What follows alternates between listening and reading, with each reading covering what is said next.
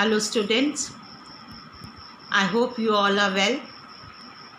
We have read the industrial pollution and environmental degradation. Under that we have read the air pollution, Vayu Pradushan, and the water pollution, that is Jal Pradushan. Now today we are going to study the thermal pollution, तापीय प्रदूषण. आज हम क्या पढ़ेंगे? Thermal pollution. हमने इसके पहले air pollution और वाटर पोल्यूशन ऑलरेडी पढ़ लिया है, तो आप इससे समझ गए होंगे कि अब हम लोग पोल्यूशन के बारे में पढ़ रहे हैं कि हमें इंडस्ट्रियलाइजेशन से हमको क्या क्या नुकसान होते हैं और हमें इससे बचने का क्या कैसे और इसको क्यों ज़रूरी है इसका बचाव करना. तो आज हम थर्मल पोल्यूशन और तापीय प्रदूषण को पढ़ेंगे. We are going to study the thermal pollution. Now the thermal pollution of water occurs when hot water from the factories, from the industries and the thermal plants are drained into the rivers and lakes. इसको कैसे हम जानेंगे? जैसे कि कोई thermal plants है, वहाँ से जैसे कोई फैक्ट्रीज़ है या कोई थर्मल प्लांट्स है, तो वहाँ से जो वहाँ का इंडस्ट्री का गर्म पानी जब उसमें बहाया जाता है नदी में या लेक्स में, तो उससे क्या होता है कि it increases the temperature of water. वो क्या करता है कि वो नदी का तापमान को बढ़ा देता है. As a result aquatic plants and animal life get affected. Waste from the nuclear plants and gas leakage cause the birth defects and the body deformities and the even the cancers. ये सारी चीज़ें इन जो plants और industries का जो गर्म पानी नदियों में बहाया जाता है, उससे तरह तरह के रोग हो जाते हैं. जैसे कि आप इसको इस तरह थर्मल प्लांट्स को, तापीय प्रदूषण को आप इस तरह समझ लीजिए. जब कारखानों तथा ताप घरों से गर्म जल को बिना ठंडा किए ही नदी में या तालाबों में छोड़ दिया जाता है, तो जल में तापीय प्रदूषण होता है. जैसे वो जल जो हो जाता है बहुत गर्म हो जाता है, जिससे उसके अंदर की मछलियाँ और जो भी जीव जंतु है वो सब मर जाते हैं. सो जलीय जीवन पर इसका बुरा प्रभाव पड़ता है. जैसे कि परमाणु ऊर्जा संयंत्रों के अपशिष्ट व परमाणु शस्त्र उत्पादक कारखानों से, जैसे कि परमाणु जो भी परमाणु इंडस्ट्रीज़ होते हैं उसके भी जो वेस्ट मटेरियल निकलते हैं वो भी पानी में जाते हैं. तो उससे और क्या क्या बीमारियां हो सकती हैं. जो लोग उस गंदे पानी को पीते हैं उससे उनको कैंसर, जन्मजात विकार और साथ में जैसे बहुत से अकाल और बहुत सी ऐसी बीमारियां होती हैं. तो इसको हमको क्या करना है कि इसके लिए हमें बहुत से एफ़र्ट करने हैं. इसके बचाव के लिए हमें बहुत से मेजर्स को करना है और हमें ये गर्म तापीय पानी और साथ में जो पॉल्यूटेड थर्मल वाटर है, we should not discharge into the rivers and the ponds. So the government should come forward and they should do something for the protection of the discharge of this water, so the near rivers it should be neat and clean. Now the next is land pollution, mrida pradushan. So as we are all knowing that dumping of waste of any kind degrades land and anything that grow and lives on land. Seepage of water carries pollutant, chemicals, salt, soluble paints, colors, influents and the pesticides, fertilizers to groundwater and cause underground water pollution. It leaves soil and land useless. इसको आप इस तरह समझिए, मलबे का ढेर, जो भी वेस्ट मटेरियल होता है वो जब पानी में जब बहते पानी में सब मिल जाता है तो मलबे का ढेर विशेष करके जैसे कांच है या हानिकारक रसायन है या औद्योगिक बहाव है, पैकिंग है, लवण है तथा कूड़ा करकट। आप तो कूड़ा करकट को जानते हैं, जैसे नदियों में कागज़ है और बहुत से वेस्ट मटेरियल जो हम लोग पैकिंग मटेरियल, सब्जी जो काटते हैं, फल काटते हैं, उस सब का जो छिलका है वो सब हम लोग फेंक देते हैं। वो सब ड्रेनेज से बहता हुआ वो सब नदियों में चला जाता है। तो उससे क्या होता है, द मृदा को क्या करते हैं, वो मिट्टी को क्या बना देता है, अनउपजाऊ, जैसे वो इनफर्टाइल बना देता है।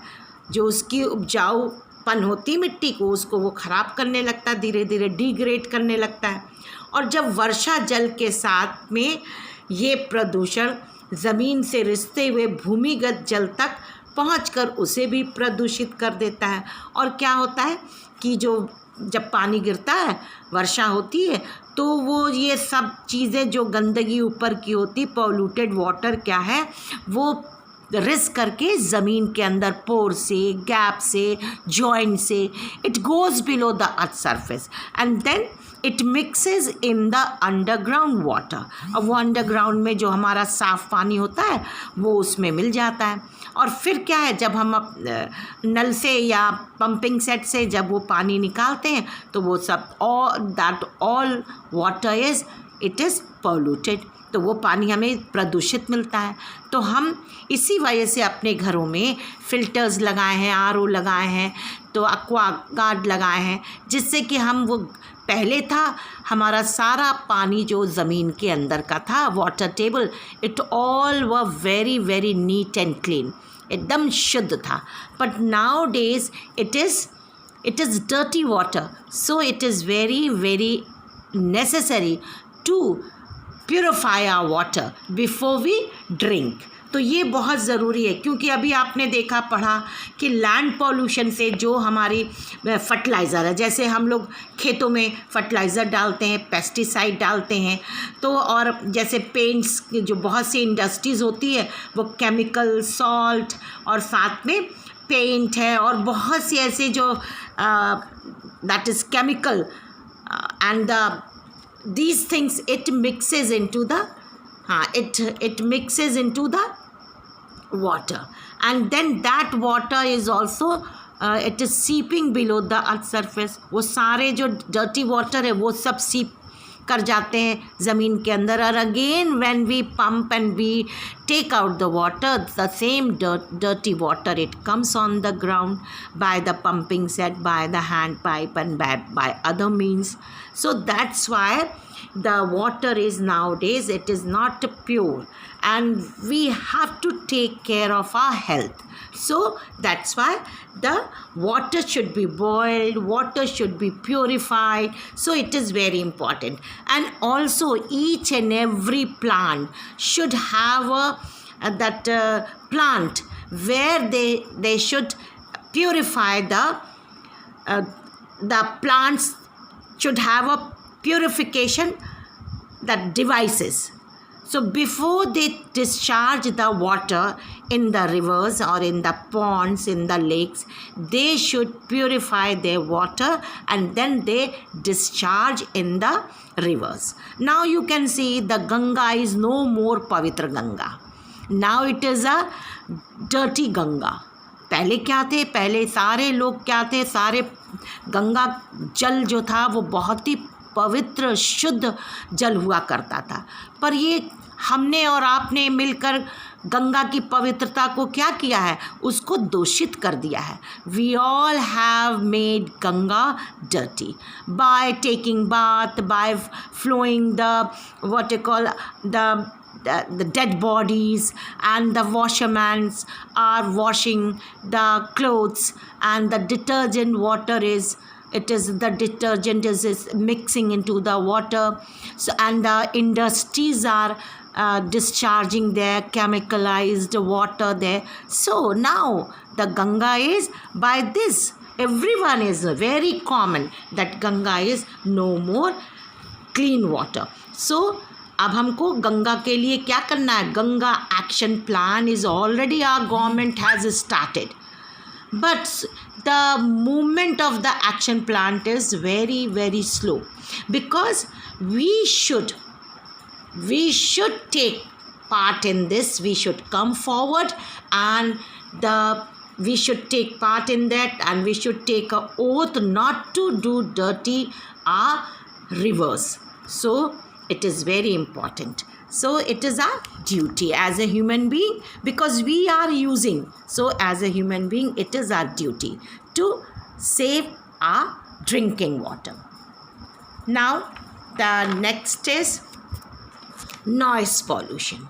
As we have already read the water pollution, air pollution, thermal pollution, now the noise pollution, dhwani pradushan, and it is also very, very harmful, as the other pollution are harmful for our life, for our body, for our the plants, for the environment. So this is also very harmful for the environment.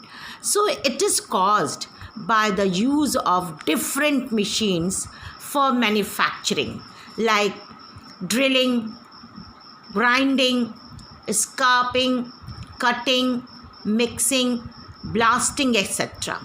Also construction activities like drills, saw and the generator cause noise pollution. जैसे कि अभी हमने पढ़ा कि ये noise pollution बहुत ही common है. हम खुद इस बात को महसूस कर सकते हैं कि ज़रा सा भी कोई लाउड स्पीकर जो है आवाज़ आती है, या हम तेज़ म्यूज़िक सुनते हैं, या बहुत तेज़ी से आपने टीवी का वो रेज़ हो गया वॉइस, तो इस तरह से कोई भी बहुत तेज़, जैसे कभी कभी हम बहुत डर जाते हैं जब बहुत तेज़ से बारिश आती है, आंधी तूफ़ान आती है, तो बिजली कड़कती है तो हम कितने डर जाते हैं. And that voice is unavoidable, वो हम बिल्कुल बर्दाश्त नहीं कर पाते.